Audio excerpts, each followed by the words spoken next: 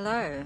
So I thought I'd just talk about being an empath and how learning to read the akashic records and work with the akashic energy has helped me a lot as an empath. It's something that you may not think of or realize that hopefully you have enough light here, just the light starting to go down. It's I love making the videos outside. That's one of the things that really nourishes me as a really highly sensitive empathic person, is spending lots of time in nature. So I just love making my videos out here, the beautiful landscape behind me. So let's see how we go with this fading light.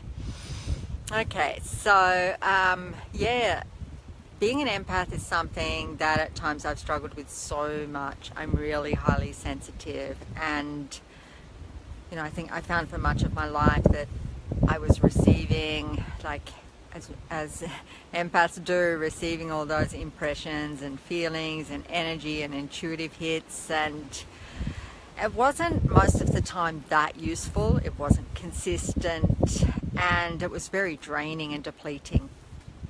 And really learning the Akashic Records was a turning point for me. It was a turning point in learning to firstly access my spiritual gifts and develop them in ways that they became really useful. That I began to understand that as an empath, you know, all that sensitivity and that information I was receiving, my gifts were meant to be gifts to assist me to help others, to, you know, for healing the people, the earth. You know, we're empaths for a reason. Most of us are healers and intuitives, and so, you know, as you learn to really manage your energy and develop your gifts so as they're really useful, that we believe, you know, I believe that we start to really tap into the strengths of being an empath, which is cool, which is just what we're here to do, because, you know, the planet needs the healers and the intuitives. You know, the world so needs us at the moment. It needs people that feel that, you know, it's a pretty shut down world in many ways. So the empathic abilities are so important in guiding us forward, in really, you know, giving us that guidance and information needed to move forward in a good way, in new ways.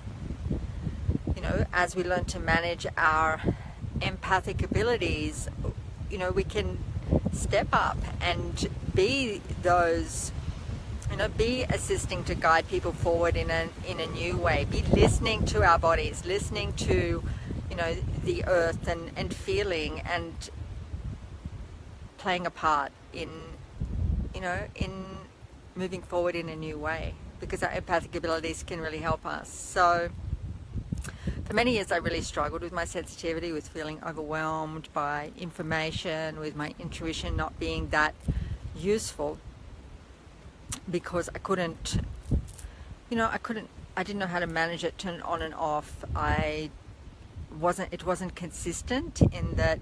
So it wasn't really that useful. I was receiving information. I didn't know where the information was coming from. And, you know, I was feeling everything, didn't know what was my energy or someone else's energy. So that was sort of the place that I started. I think many empaths actually live there, and feeling depleted and drained. So learning the Akashic Records was a turning point for me. It was a turning point for me as an empath. My gifts, I developed my gifts. My gifts became way more useful, and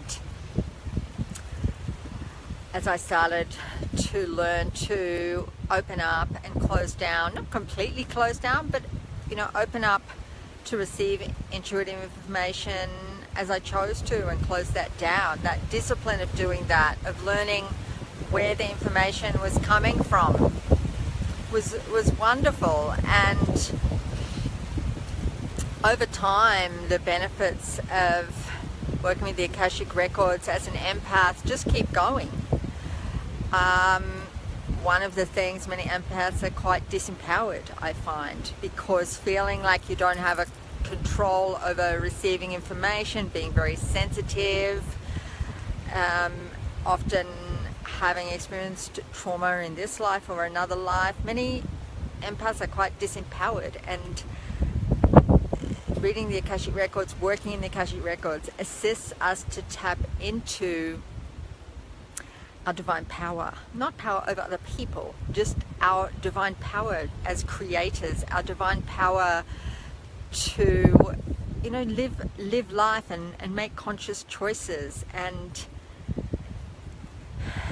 to express ourselves in all the ways that we're here to. So the Akashic Records has hugely helped me with that, really, and I see that all the time, you know, with clients and with people that practice the Akashic Records. Huge practice working with the Akashic Records, huge shifts in empowerment. So important, because many of us have been so disempowered by, you know, just the way societies function, the, you know, beliefs that we have about the world. And opening the Akashic Records, learning to tap into your own source of guidance and wisdom, trusting your intuition and feeling that sense of being guided and be able to trust that. It's a huge shift in empowerment and in sense of freedom, because as you can tap into your own truth more and more, your own source of guidance, that's hugely freeing and gives you a sense of trust in yourself and the universe. That's amazing. So as an empath, that shift in empowerment's been really key for me, and I see that with many empaths, really a need to shift that disempowerment. And because the Akashic Records, as we work with it, it's the soul level. The Akashic Records are the soul records. They're the energetic records at soul level. So we live in the physical level. You know, our thoughts are the mental, fourth dimensional level. The Akashic Records function at the fifth dimensional level, that energy, soul, causative level, where the level where the choices that we make are actually creating and affecting our reality. That's the level we read the Akashic Records and work in the Akashic Records. So that shift in a sense of empowerment is actually life-changing for empaths. Also, the Akashic Records are a sacred energy. So when you're working with the Akashic Records, you're working in that sacred space and sacred energy. Again, this is something many empaths have, if not all have, boundary issues and don't feel issues with holding their space strongly, and from being so sensitive and feeling inundated by information and that feelings and impressions and whatever, it can seem hard to create that strong sense of sacred space. So what I found is, over time working the Akashic Records, that really working in that sacred energy and that sacred space, I've begun more and more strongly to just have that sense of, that strong sense of sacred space around me, of living in that space. And doesn't mean I'm working with the Akashic, I'm not walking around with the Akashic Records open all the time, but that sense of sacred space is remaining over time, and just living, being able to hold that and live in that's been really life-changing. Yeah, I think that the main things about